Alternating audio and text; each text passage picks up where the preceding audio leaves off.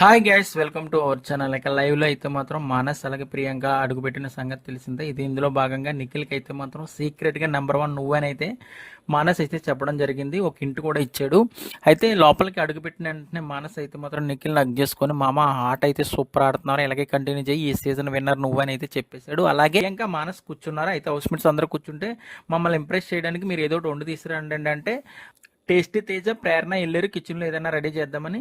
అదేంటి ప్రేరణ తేజ వెళ్ళారు, మీరు వెళ్ళరా అని అయితే మానస్ అనగానే గౌతమ్ ప్రియాంక జైని తీసుకొని నబిల్ కూడా వెళ్ళిపోయారు. అయితే ఇందులో భాగంగానే మానస్, నిఖిల్ అలాగే విష్ణుప్రియ, పృథ్వీ మాట్లాడుకుంటూ నువ్వేరా నెంబర్ వన్ అని చెయ్యెత్తి మరీ చూపించాడు. మనసు అయితే నిఖిల్కి చక్కగా ఆడితే మాత్రం ఈ సీజన్ విన్నర్ నువ్వే, ఎలాంటి తప్పు చేయకుండా ఆడితే కప్పు నీదే మామ.